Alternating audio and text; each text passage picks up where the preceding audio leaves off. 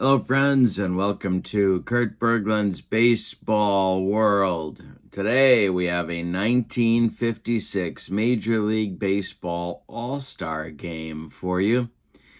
It's a brand new set from Here's the Pitch, and I have the latest and greatest flyers for Here's the Pitch. If you email me at Bergland.kurt at yahoo.com, I will send those flyers right out to you.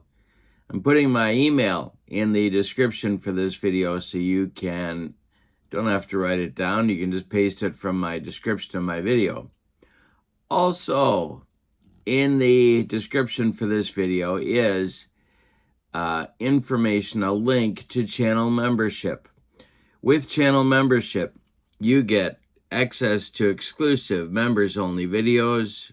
You also get a discount on the secondary store, and you get a free gift from me every month in the form of a PDF of cards that I create for different cards and dice sims.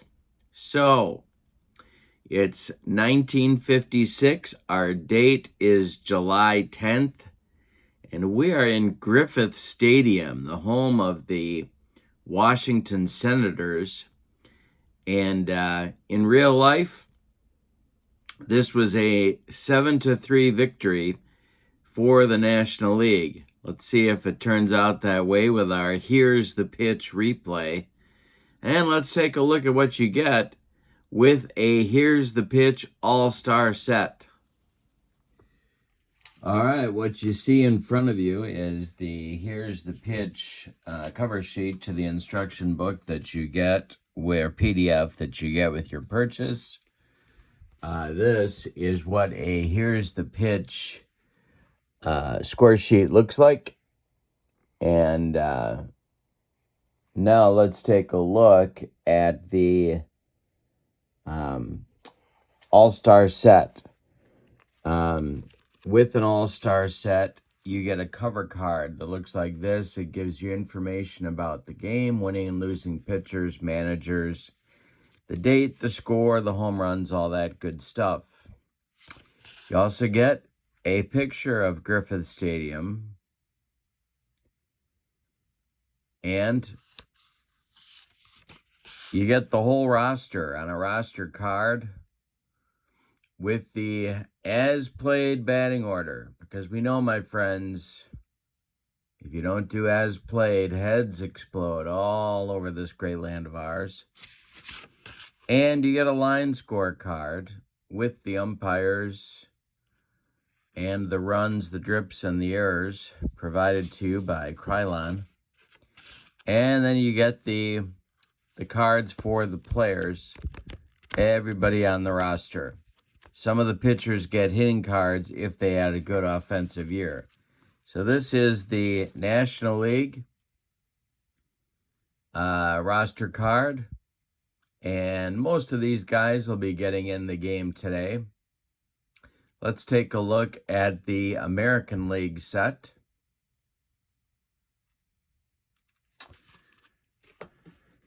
The homestanding American League, if you order that team, you also get the cover card for the game. You get the roster card for the American League, including their batting order. And like the National League, you get the line score and the umpire card. And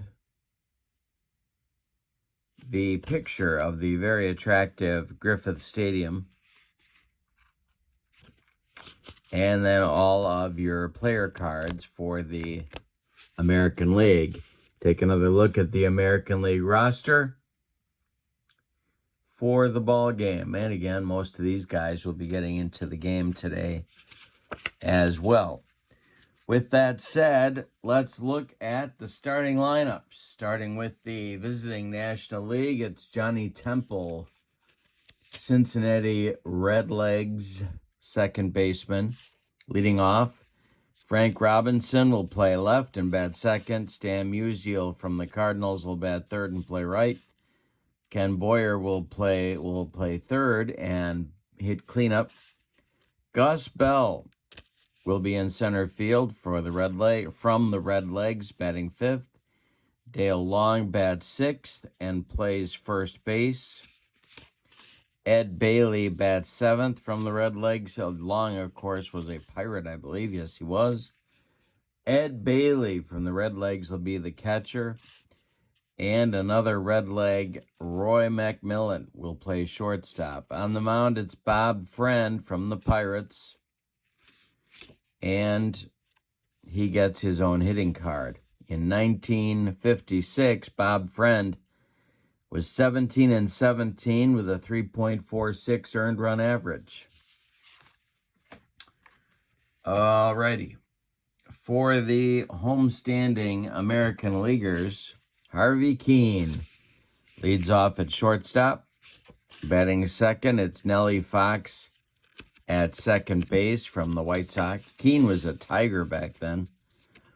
Ted Williams bats third and plays left from Boston. Mickey Mantle bats fourth. He'll be in center. Yogi Berra bats fifth. He'll be the catcher. Al Kaline bats sixth. He'll be in right. Mickey Vernon bats seventh. He'll be at first base. And George Kell bats eighth. He will be at third. On the mound, it's White Sox left-hander Billy Pierce. Billy Pierce in 1956 was 20-9 with a 3.22 earned run average. While Bob Friend has his own pitcher hitting card because he could handle the bat, Billy Pierce does not. So we're going to see what kind of hitter Billy Pierce will be in this game. And he rolls a 7, which makes him a hitting card number 2. And with that, we are ready to play. Here's the pitch baseball.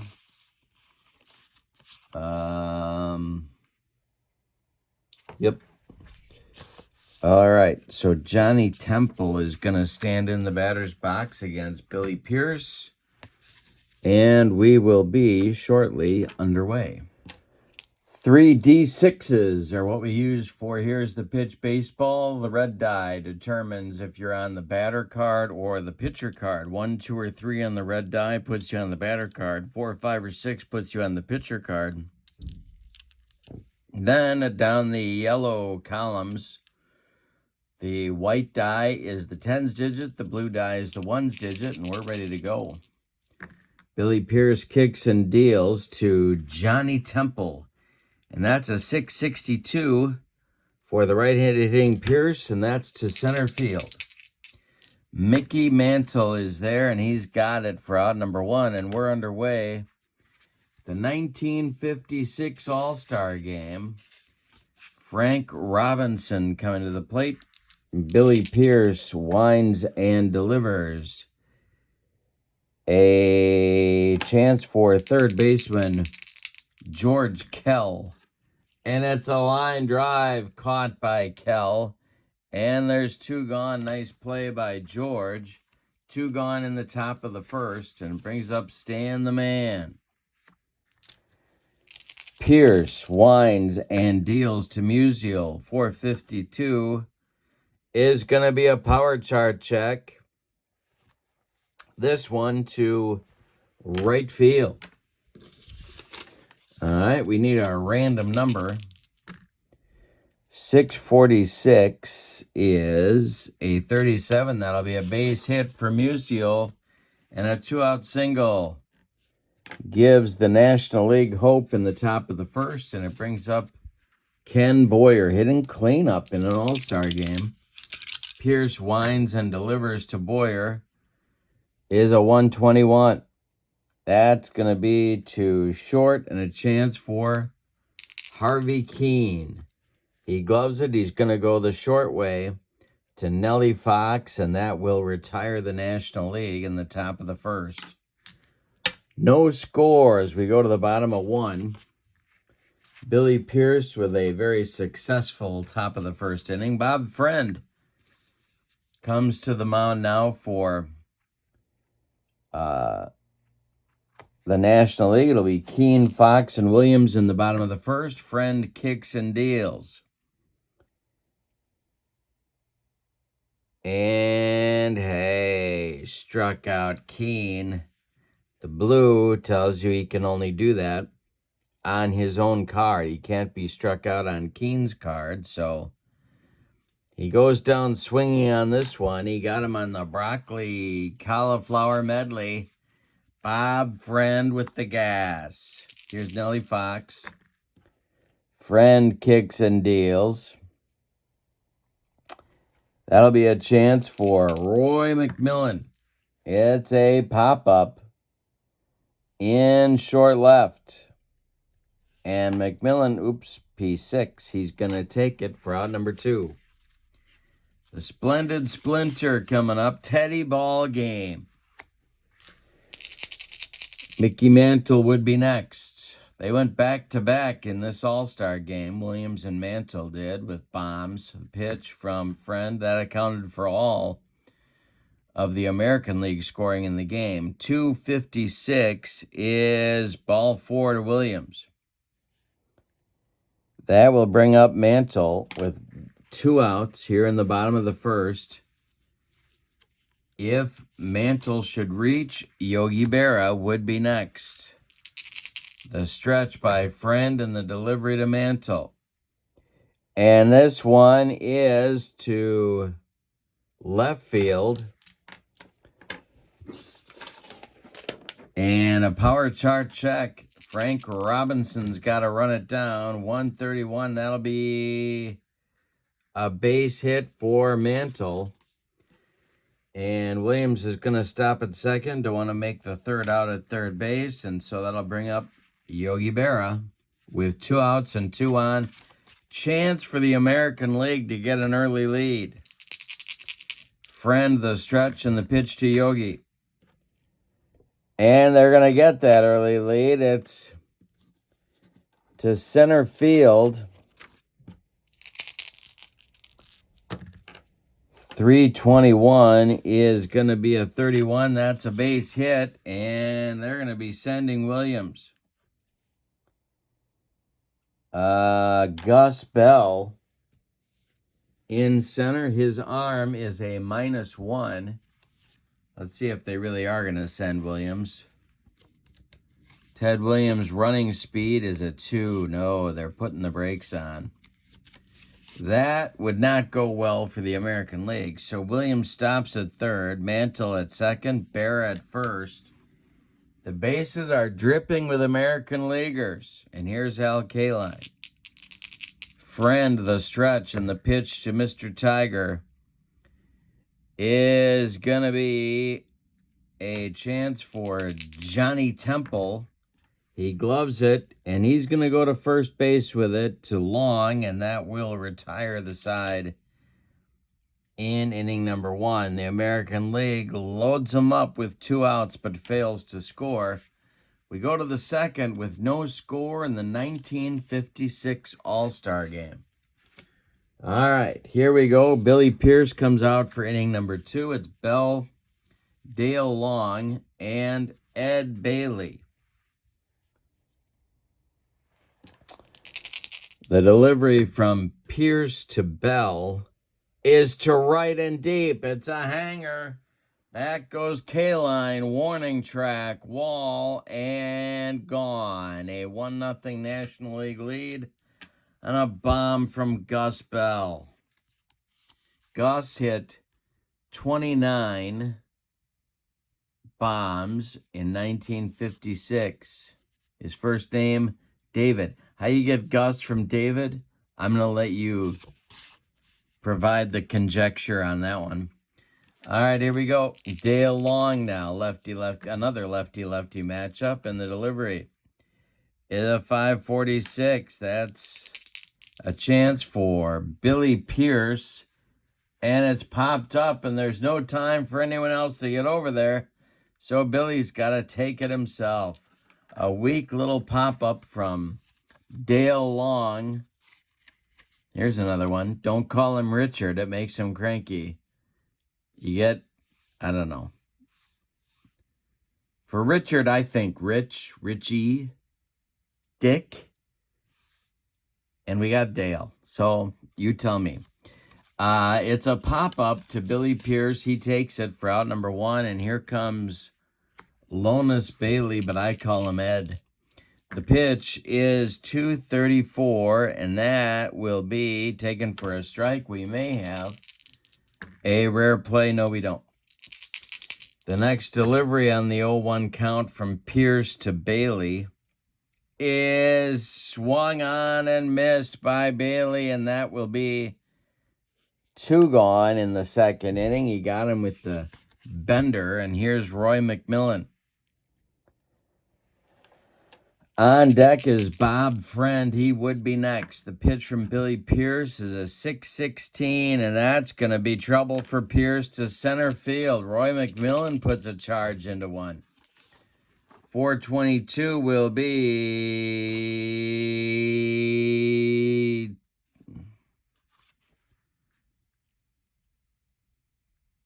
to left and deep. Back goes Robinson, and it's off. Back goes Williams, and it's off the wall. Ted runs it down. McMillan cruises into second with a standing double. And it'll bring up Bob Friend with a chance to help himself here. Bob Friend hit 165 on the 56 season. Pierce the stretch, hoping to get out of here with only the 1 run scored, and the delivery to Bob Friend. That is a chance for Nellie Fox. He gloves it to his left, plants, and throws to Mickey Vernon for out number 3. But in the second, the National League gets a run. The home run by Gus Bell.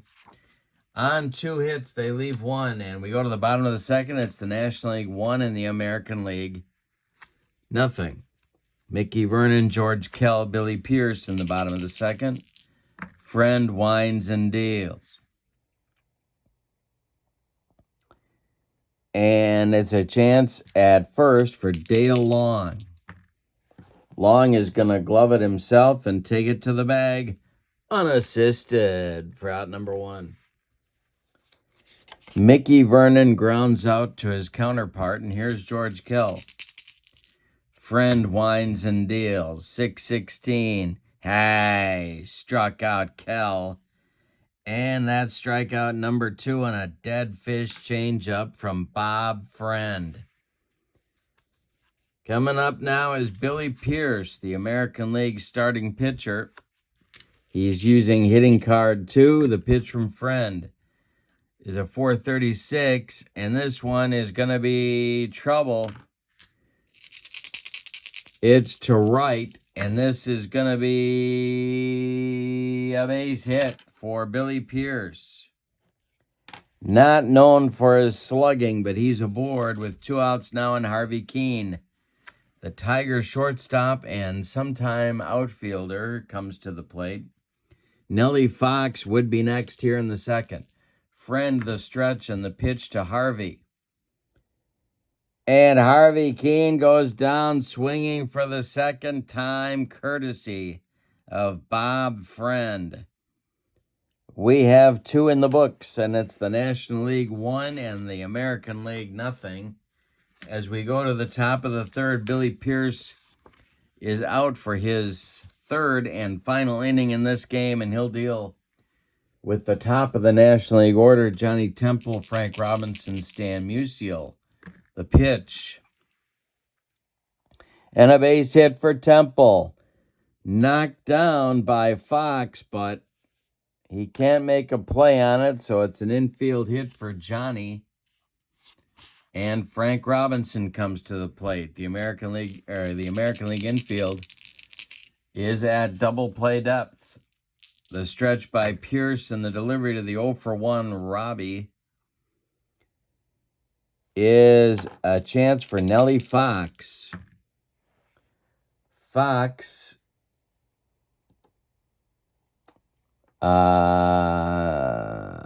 gloves it. He'll go to Harvey Keene for 1, and the relay to Mickey Vernon is in time for a rally-killing, soul-crushing 4-6-3 double play turned by the American League, and there's 2 outs now in the third for Stan Musial. Stan the man is 1 for 1. Pierce winds and deals. 115 is a base hit for Stan. He jerks that one into right field. Collecting it is Al Kaline, and Stan's aboard with his second hit of the game. A 2-out single, and Boyer comes up. Pierce the stretch. The pitch to the Cardinal third baseman is to left. Ted Williams has got it by the foul line, and that is out number 3 in the National League third inning. So Billy Pierce concludes his day, having pitched 3 innings. He allowed 5 hits, one of them a homer. He didn't walk anybody. He struck out 1. He allowed a run, and it is earned. We go to the bottom of the third. It's time for Bob Friend's last inning of work. He'll face Fox, Williams, and Mantle, the 2, 3, 4 hitters in the American League lineup. Billy Pierce is on the hook for the loss unless the American League can rally. Friend winds and delivers. And a base hit for Nellie Fox. Knocked down by Long. He can't make a play. Nellie is aboard at first base with nobody out, and here comes Ted Williams. Friend the stretch. He checks Fox at first, and the delivery to Ted Williams is ball 4. 2 American Leaguers on with nobody out, and Mickey Mantle coming to the plate. And the National League is going to get some action going in their bullpen. Robin Roberts starts to throw. Looks like he'll be taking over for Bob Friend in any event. Friend the stretch, and then the delivery to Mickey Mantle. And this is another chance for Dale Long.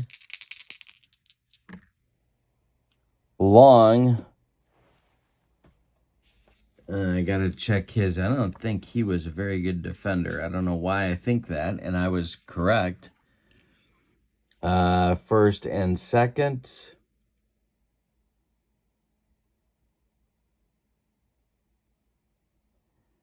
All right.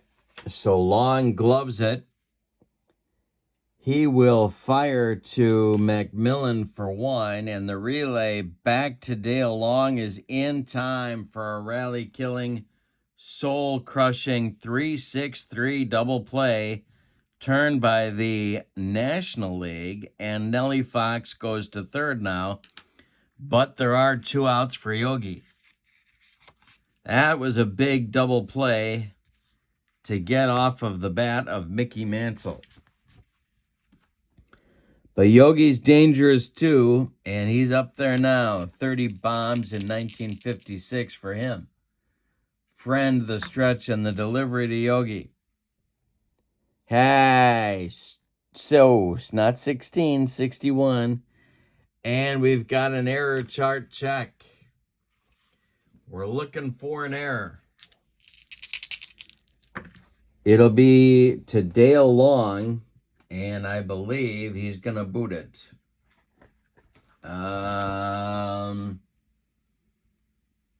Yes, he does. Dale Long can't handle the grounder from Yogi.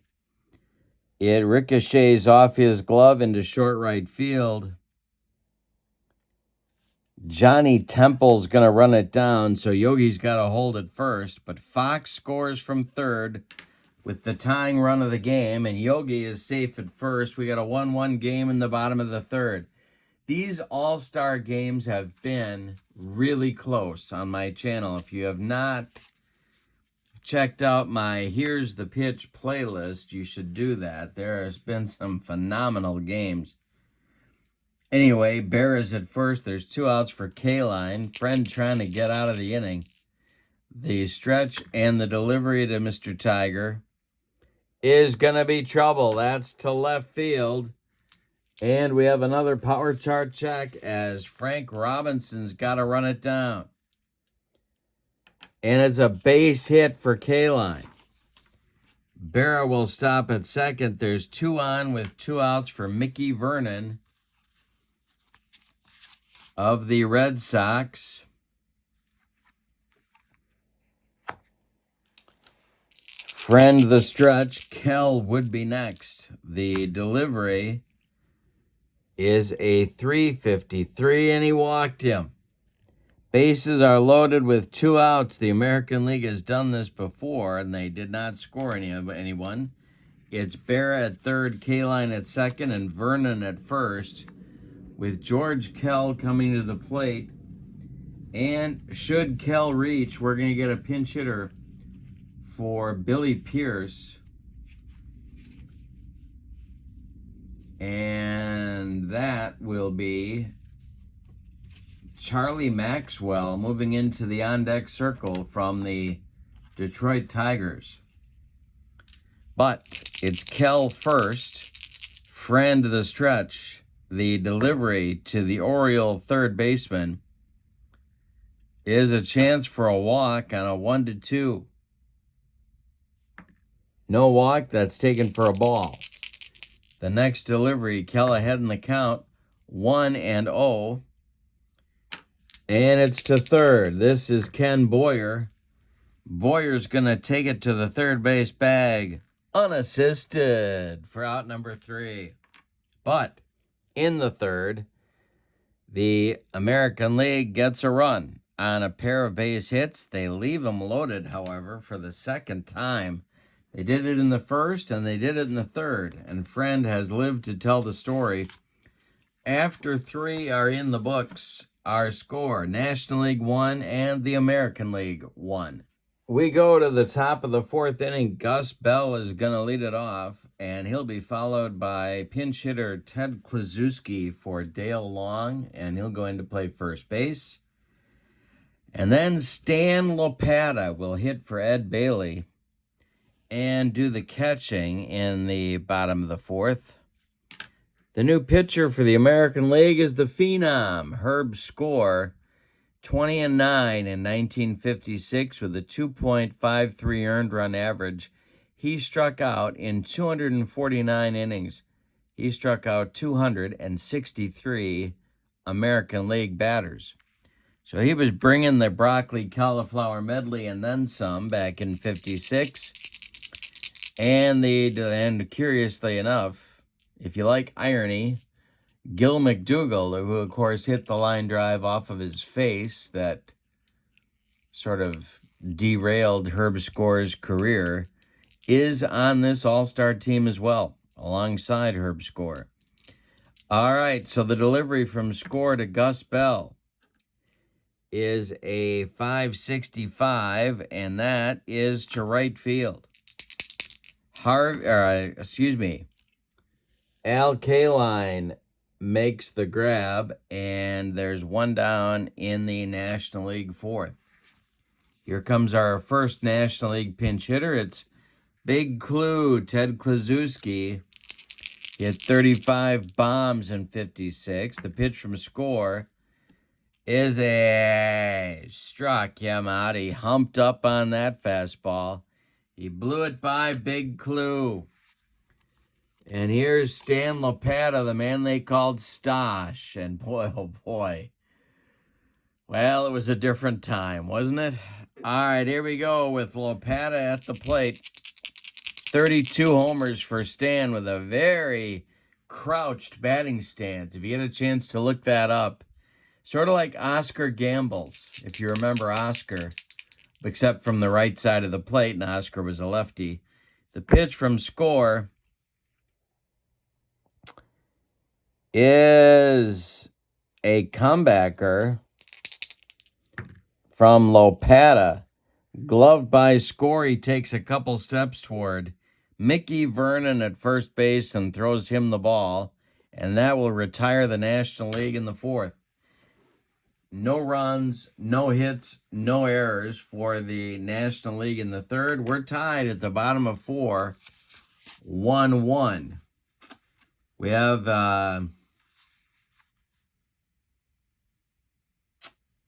couple of changes coming for the National League timeout. In the bottom of the fourth, Robin Roberts is going to be the new National League pitcher. He is going to bat in Gus Bell's spot, the number 5 spot in the order. In 1956, Robin Roberts was 19-18 with a 4.45 earned run average. And Willie Mays is going to take over for Gus Bell in center field. He's going to bat 9th, which will put him up 2nd in the top of the 5th. We had a new third baseman that I forgot to tell you about. I think I forgot to tell you about. Ray Boone is the new third baseman starting in the top of the 4th. He's batting 9th. Herb Score comes in. He's batting 8th in the 8th spot. So Boone will actually lead off the bottom of the 4th. He'll be followed by Harvey Keene and Nellie Fox in the American League order. Here's the delivery from Robin Roberts. And that is ball. No, it's not. He can't walk because Roberts has blue walks on his card, so can't be a walk to Boone. Only walks can come off Roberts' card. He only walked 40 men in 1956. The next delivery from Roberts. Hey, struck him out on a bender, and there's one down in the American League 4th. Harvey Keene comes to the plate now.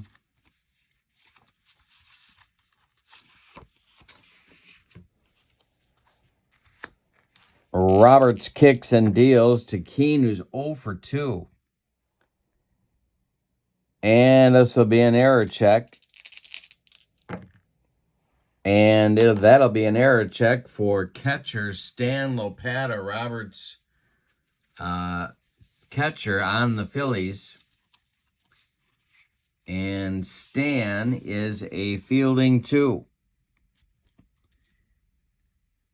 And he is going to grab that dribbler out in front of home plate and fire to first to Big Clue, and that'll retire Keene by a couple of steps.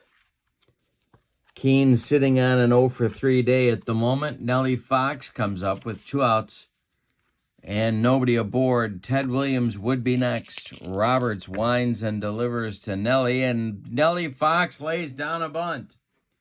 Charging is Ken Boyer. He just puts it in his pocket because Nellie Fox with a bunt single with 2 outs to get Williams to the plate.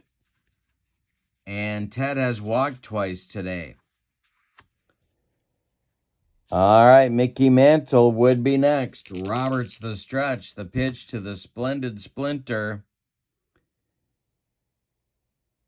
is going to be a chance for Johnny Temple at second. He gloves it to his left and throws to Kluszewski to retire the American League in inning number 4. Roberts pitches an effective inning. We go to the 5th. National League 1 and the American League 1. Timeout. One change defensively for the American League in the top of the 5th. Sherm Lawler is going to go in and do the catching for Yogi. And he'll bat in Yogi's 5th spot. Yogi's done for the day at a 1 for 2 clip. And for the National League, we're going to get a pinch hitter for Roy McMillan. It's going to be young Cubs shortstop Ernie Banks, who hit 28 homers with a .297 average in 1956. On deck is Willie Mays. Banks will then go in and play short in the bottom half of the 5th. Mays will bat second, and then Johnny Temple is scheduled 8-9-1 coming in the National League order. Herb Score out for inning number 2. The pitch from Score is a 5.51, and that's to center field. Mickey Mantle into right center is going to run it down for out number 1. In the 5th, We had a good one going. Here's the Pitch Baseball. Email me at Bergland.kurt at yahoo.com for the latest and greatest flyer from my friend Dominic. Mays is at the plate. Temple is on deck. The pitch to Willie is ball 4. Score walks him. He walked 129 batters in 1956, so Herb was a little bit on the wild side, but he also struck out a lot of people. Here's Johnny Temple. Temple is 1 for 2. Score the stretch, and the delivery to Temple is a 132, and that's going to be knocked down. The hot shot grounder is knocked down by Ray Boone, but he has no play.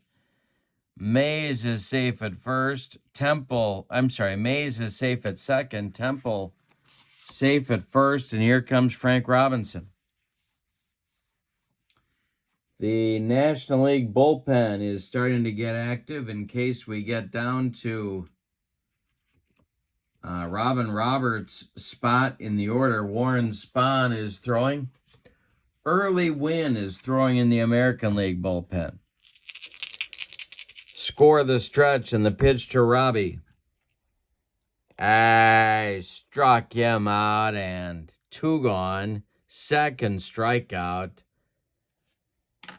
on the baked beans for Herb's score. And Musial's 2 for 2, and he gets his chance against Score now with 2 outs and 2 on for the National League. Boyer would be next. The stretch by Score and the delivery. 223 is to right. That's Mr. Tiger. On the run, he makes the catch for out number 3. That will probably be the end for Herb's score. But let's see if that happens in the bottom of the 5th. We're halfway through this one. We've decided nothing. It's the National League 1 and the American League 1 in the 1956 All-Star Game. Robin Roberts is out for inning number 2. He's got Mantle, Lawler, and Kaline. If anybody gets on, Mickey Vernon. At least those men are scheduled. Robin Roberts winds and deals to Mickey Mantle. And that is to center. Willie Mays makes a nice running catch for out number 1 in the bottom of the 5th. Sherm Lawler now, the White Sox catcher, comes to the plate. Robin Roberts winds and delivers. 435 is going to be a power chart check to center field. Mays on his horse. 456 it's going to drop in. Mays cuts it off before it gets in the gap. Lawler will hold with a long single. 1 on, 1 out for the American League in the bottom of the 5th. And here's Kaline. Mickey Vernon is on deck. Roberts the stretch, and the pitch to Kaline, who's 1 for 2. And it's a power chart check to center. Mays has another one to run down. He's getting his road work in. And he cuts this one off in the gap as well. Let's see if Lawler's not going to try and go to third on Willie's arm. 2 on with 1 out for Mickey Vernon. Robin Roberts having some trouble out there. Go-ahead run for the American League is on at second base at the moment. On deck is a pinch hitter for Score. It's Vic Power. First baseman for the Kansas City Athletics will bat for Score. Unless, of course, Vernon hits into a double play here. Roberts the stretch. Mickey Vernon is 0 for 1. The delivery. Hey, struck him out. Roberts needed a strikeout, and he got it. That's his second. He got him with the cheese, and that'll bring up Power. Power hits for score. Early win looks like he's going to take over on the mound in the 6th for the American League. But Power is our pinch hitter. Roberts the stretch and the delivery to Vic Power. He walked him. The bases are loaded with the American League with two outs. The third time they've done this. The first 2 times they did not score. Let's see if Roberts can wriggle off the hook here and make it time number 3. At the plate is Ray, don't call me Bob, Boone. Roberts the stretch and the delivery is to left. Frank Robinson is going to make the catch by the foul line for out number 3. And the American League leaves them loaded with 2 outs for the 3rd time in the game. We go to the 6th with your score. The National League won and the American League won. Changes for the American League. Here in the top of the 6th, the new pitcher for the American League is Early Win. He will bat in the 7th spot where Mickey Vernon was. Vic Power stays in the game to play first base. Gil McDougall is our new shortstop for the American League. He's going to bat in Harvey Keene's leadoff spot, and Billy Martin will take over for Nellie Fox at second base. He will bat second, so Casey Stengel getting some Yankees in the game here. For the National League, and it's Early Win on the mound for the American League. He was with the Indians in 56, 20-9 with a 2.72 earned run average. And he will face pinch hitter Eddie Matthews leading off the inning for Ken Boyer. And Matthews will go in the game to play third.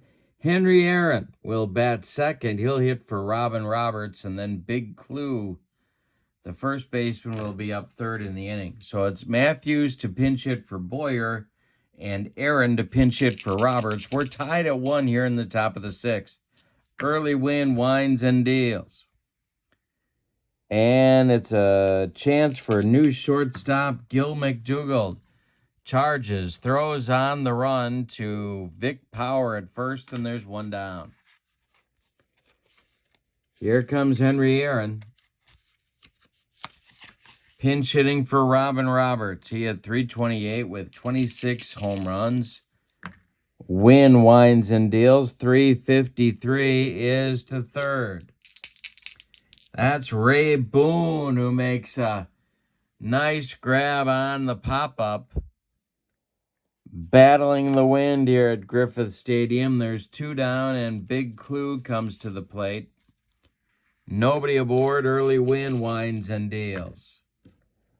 161 is going to be a dribbler, I think.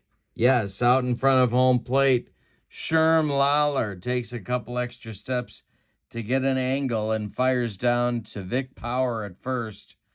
For the putout, it's a 1-2-3 inning for Early Win in the 6th. We go to the bottom of the 6th. It's the National League 1 and the American League 1. Left-hander Warren Spahn takes over on the mound for the National League in the bottom of the 6th. In 1956 for the Milwaukee Braves, he was 20-11 with a 2.78 earned run average. He will face the top of the American League order, which right now is Gil McDougall, Billy Martin, and then Ted Williams. This is starting to feel like an extra inning ball game, so I'm going to be a little bit slow to substitute here. Spahn winds and deals to McDougall, and this will be a base hit to left for McDougall. It's collected by Frank Robinson, and the American League has a leadoff batter aboard. Here's Billy Martin. Spahn the stretch, and the pitch to Billy the Kid is 551. That is to Banks at short. It's a line drive, and he makes a nice play for out number 1. Ernie Banks. And Ted Williams comes up. He's 0 for 1 with a couple of walks. He's facing Spahn with McDougald at first. Spahny, the stretch and the delivery to Ted Williams, is hit to right and deep.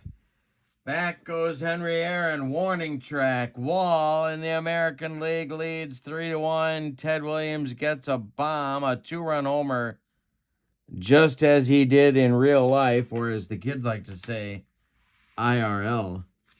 And it brings up Mantle, who in real life went back-to-back with Ted. 3-1 American League in the bottom of the 6th. Spahn winds and deals to Mantle. And this is trouble. This will be a power chart check to right. Is Mickey Mantle going oppo? And he just did. It's out of here. Mickey Mantle hits a solo bomb. Williams and Mantle go back-to-back in the replay, just as they did in real life. It's 4-1 American League. Sherm Lawler comes to the plate in the National League bullpen. Walter Alston wakes up from his nap and is going to get some action going. It's Joe Nuxhall and Brooks Lawrence. Lefty-righty double-barreled action. Just the way that Walter Alston likes it whenever he's in our nation's capital. All right, Sherm's at the plate. K-Line is on deck. Spahn winds and deals. This will be a chance for Johnny Temple at second. And he's going to grab the pop out in short right field for out number 2. K-Line comes to the plate now with nobody on. Spahn kicks and delivers. This is to left. Frank Robinson gets it in the left center field gap. He makes the catch for out number 3. But in the 6th, the American League finally gets some big hits. They get 3 runs on 3 hits, including back-to-back homers by Williams and Mantle. We go to the 7th with your score, the American League 4 and the National League 1. For the National League in the 7th against Early Wynn, starting his 2nd inning of work, it'll be Stan Lopata, Ernie Banks, Willie Mays. 7, 8, 9 in the National League order. They're down 3. They got some work to do. Early Wynn winds and deals. This is going to be a power chart check to left for Stan Lopata. And we got an 81 as our random number. Minus 8 is 73. And that's going to be down the left field line and rattle around in the corner. Ted Williams has to dig it out of there. Stan Lopata into second base with a double, leading off the National League 7th.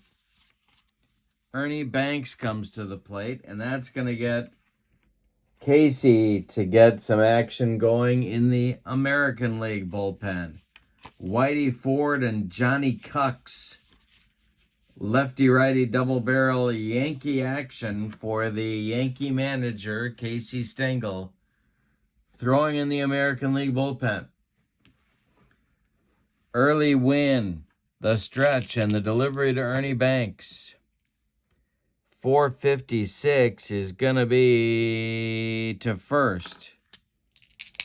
Vic Power gloves it. He's going to take it to the bag himself, and that will retire Banks. Stan Lopata moves to third base with 1 out. Willie Mays comes to the plate. His second at bat. He walked back in the 5th. The American League infield is back. They will sacrifice the run for an out here. Win the stretch and the pitch to Mays. This is drilled to left and deep. Back goes Ted Williams. Warning track. Wall, and it's gone. Early Win with a hanger, and Willie Mays just lost it for him. We got a 4-3 game here in the 7th. Johnny Temple is due, and he's not going to bat. Walter Alston gets his man, Jim Gilliam, coming to the plate as a pinch hitter for Temple here in the 7th. He will go in and play second base. On deck is Frank Robinson.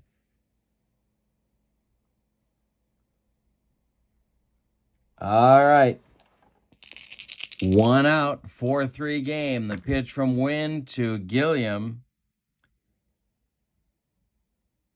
is hit to left. Slicing away from Williams. He's going to get there for out number 2. I guess I should have said hooking away from Williams. And here comes Frank Robinson, who's got an 0-for-3 day cooking. Stan Musial, the new first baseman, would be next. The pitch. 242 is ball 4. He walks Robbie. Yep, he walks Robinson, and that'll bring up Musial. With Matthews on deck.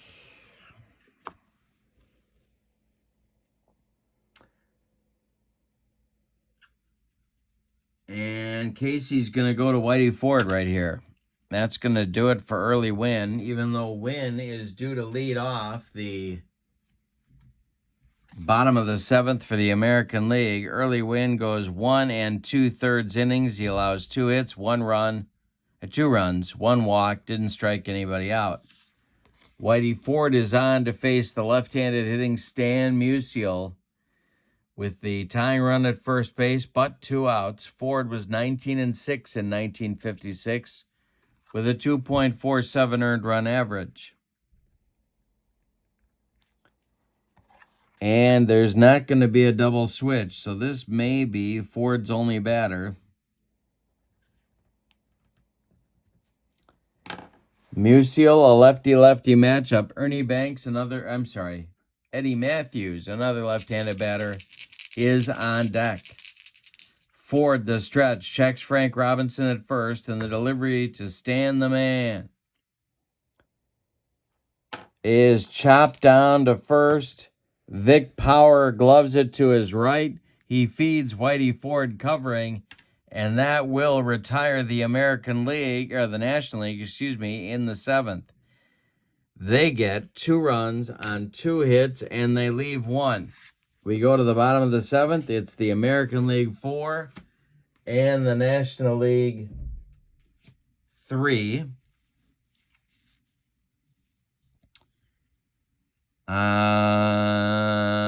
And we're going to get a new pitcher for the National League. Timeout. The new National League pitcher, who will be up 3rd. He'll bat 6th. He's up 3rd in the top of the 8th. It's Joe Nuxhall, who was 13-11 for the Reds in 56 with a 3.72 earned run average. He's a left-hander. Jimmy Pearsall is going to bat for Whitey Ford to lead off the 7th inning. He'll be followed by Vic Power and then Ray Boone in the bottom of the 7th as the American League looks to add insurance, or as they say in Central Illinois, insurance.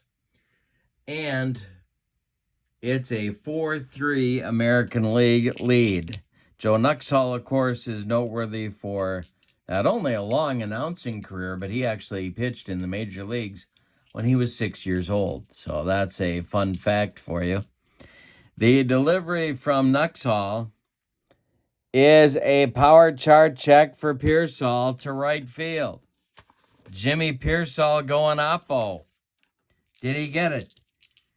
Back goes Aaron, and this is going to be a base hit cut off in the gap by Aaron. Pearsall will hold on with a long single. Here comes Vic Power.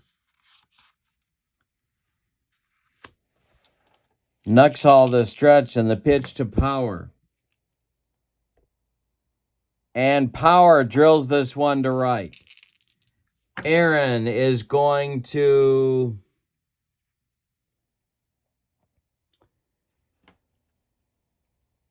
cut this one off as well. Pearsall will stop at second. There's 2 American Leaguers on with nobody out, and here comes Ray Boone. Alston watching closely in the dugout. Brooks Lawrence has been throwing for a while in the National League bullpen. He looks ready. He is now being joined out there by right-hander Clem Labine. Ray Boone at the plate. Nobody out. Nuxhall the stretch, and the pitch is drilled by Boone to right. On the run is Aaron. He's getting his road work in, and this is going to be a base hit.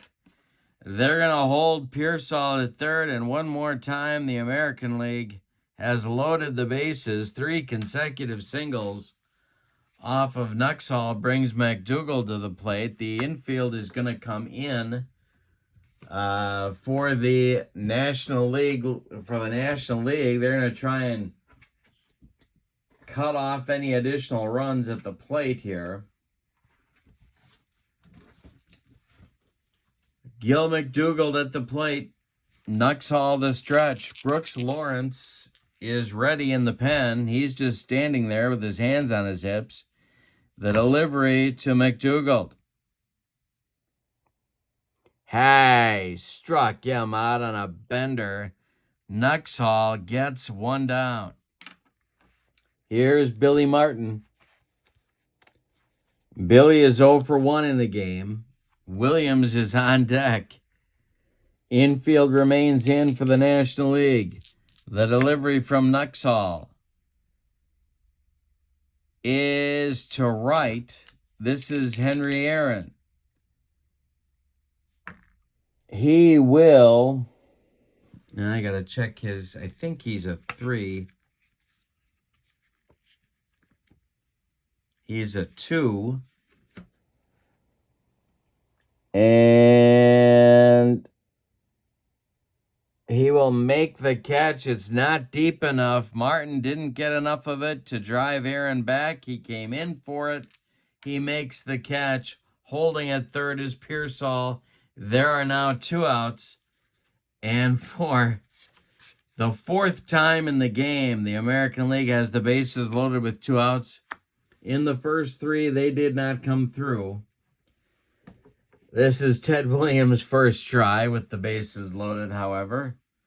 So we'll see how this works out. Mickey Mantle would be next. We're in the bottom of the 7th. The American League leads 4-3.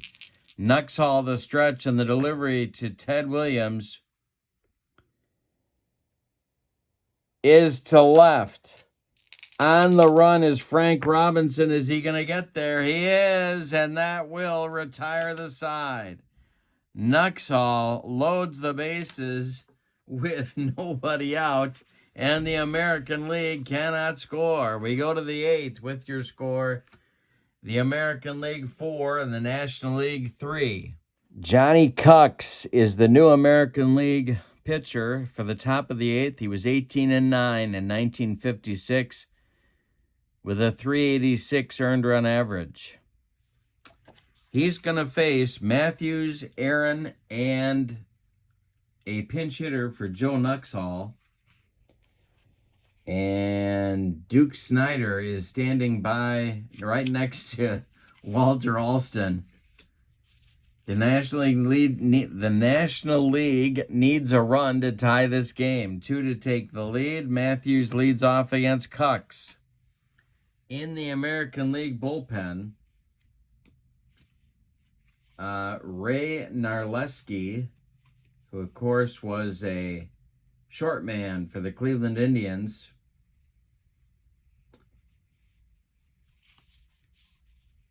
and Frank Sullivan of the Red Sox are throwing.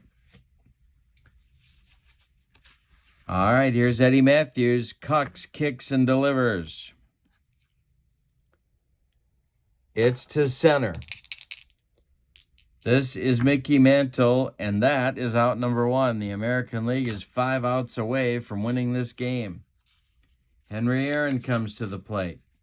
He is 0 for 1 in the game. Johnny Cucks winds and deals. It's too short. Gil McDougald gloves it to his left. He cuts it off from going up the middle, plants and throws to Vic Power. 4 out, number 2 in the 8th. And now we're going to get that pinch hitter, and it is going to be Duke Snider of the Brooklyn Dodgers to bat for Joe Nuxhall. The National League has 2 pitchers left. I believe that's right. No, I'm wrong. They have 3 left. Johnny Antonelli, who's not throwing in the bullpen, Clem Labine, and Brooks Lawrence. And both of those gentlemen are throwing in the bullpen. All right, so it's Snider batting for Nuxhall. And in the on-deck circle is Stan Lopata. Cucks winds and deals to Snider. It's to second. Billy Martin gloves it. Throws to Vic Power, and that will retire the side in 1-2-3 fashion in the 8th. Good job by Johnny Cucks. We go to the bottom of the 8th with your score. The American League 4 and the National League 3. The position players left on the bench for the American League include Charlie Maxwell, Roy Sievers, and Harry Suitcase Simpson. They are on the bench for KC at the moment. The new National League pitcher is Brooks Lawrence. He was a Redleg in 56.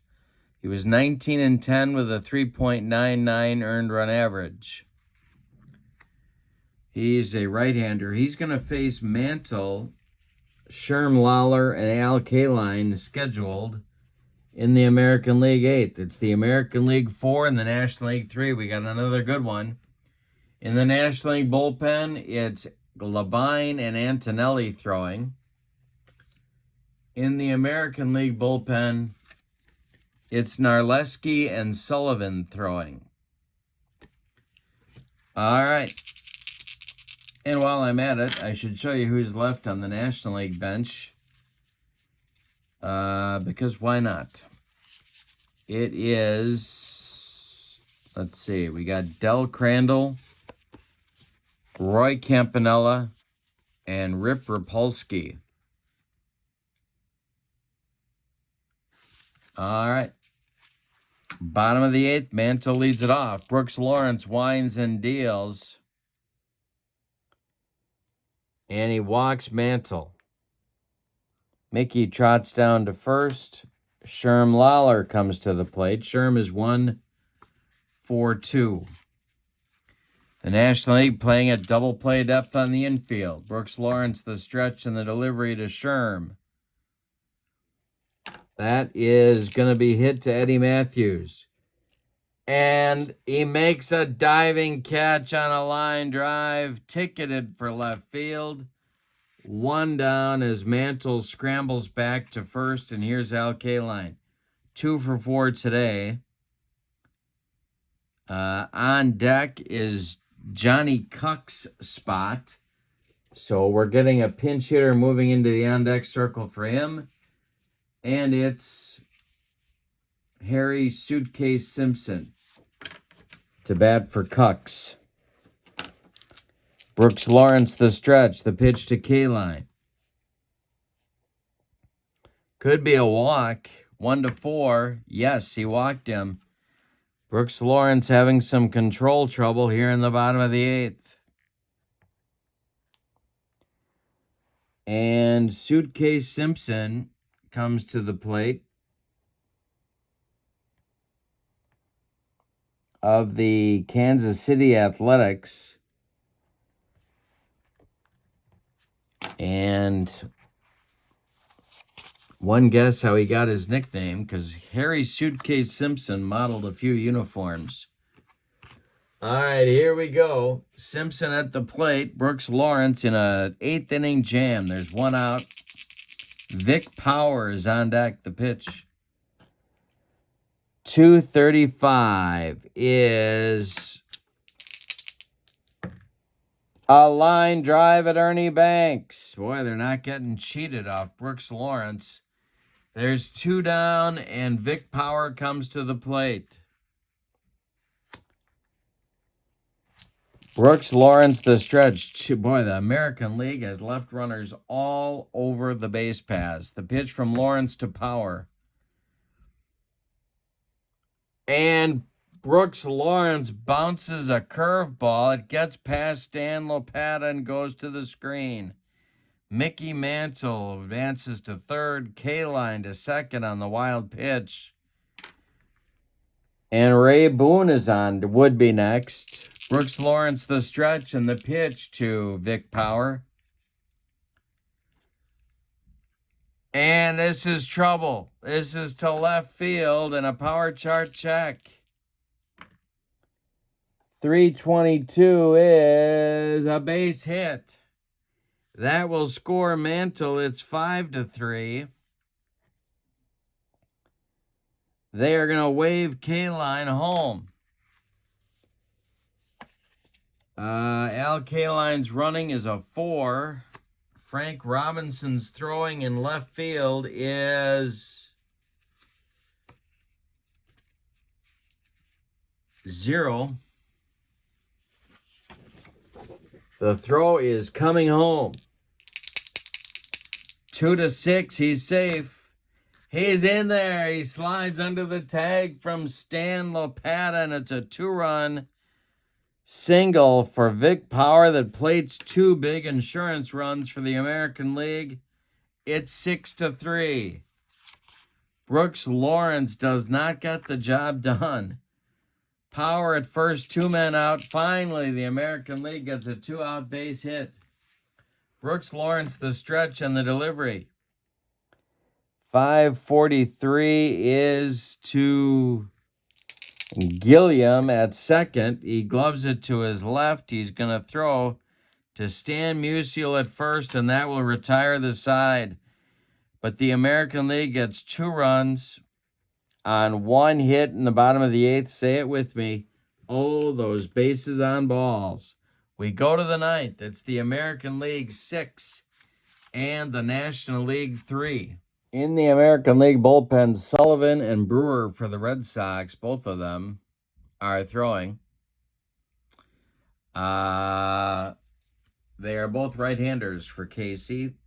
The new American League pitcher, and he will bat in where Harry Simpson was. In the 7th spot is short man Ray Narleski from the Cleveland Indians. He had a 152 earned run average in 1956 and was a short man.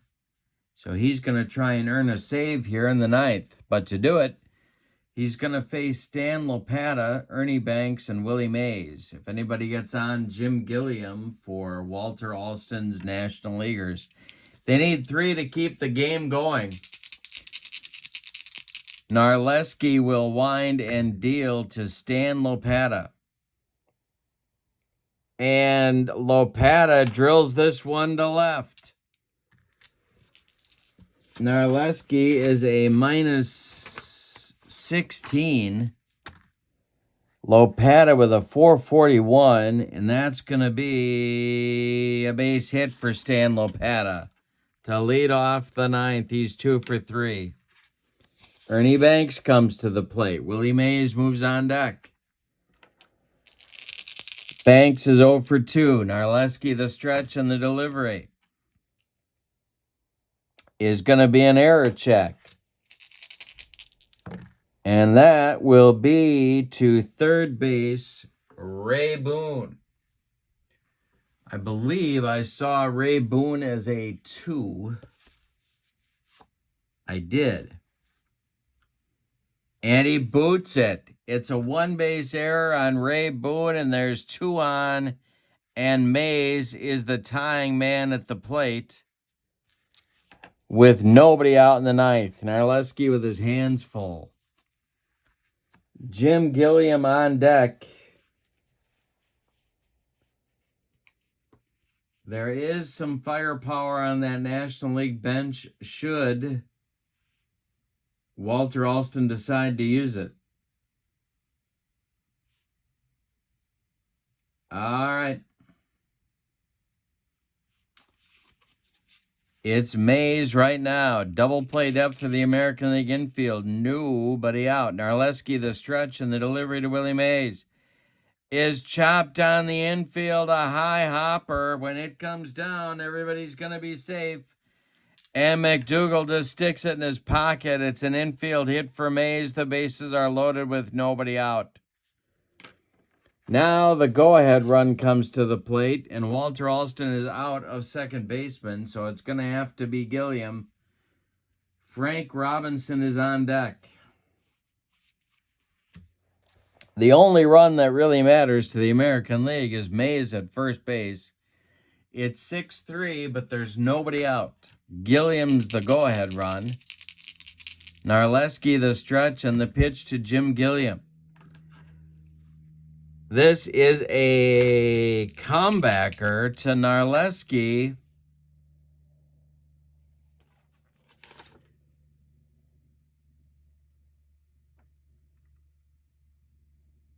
Narleski gloves it, knocks it down, picks it up. He goes to second for one.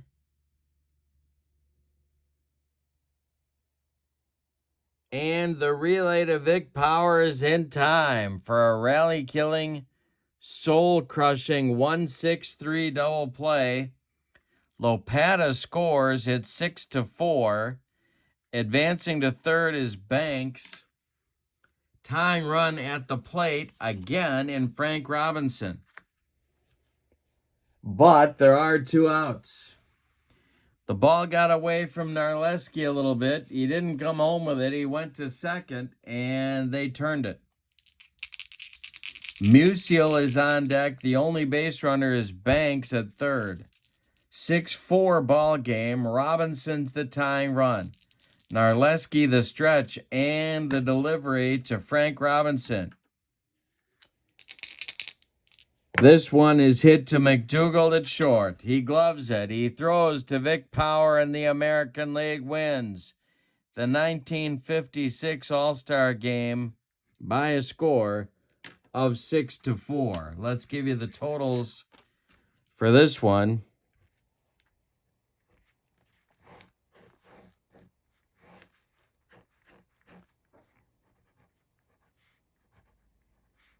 For the homestanding and victorious American League, 2, 4, 6, 8, 10, 12, 14, 6 runs on 15 base hits, and they committed 1 error. The National League, 4 runs on 10 hits, and they committed 1 error. The winning pitcher in the ball game would be Early Win. An ugly save goes to Ray Narleski, and the loss goes to Warren Spahn. The MVP of the game, I'm saying, is I'm going to say is Williams for the home run that put the American League ahead to stay. A 1-for-3 game, although Mantle, I don't know. Yeah, I'll go Williams. Williams with the MVP of the game. This set is available from my friend Dominic. Send me an email at Bergland.kurt at yahoo.com for the latest flyer. You get your cover cards and all the other stuff with your purchase. These games are a blast.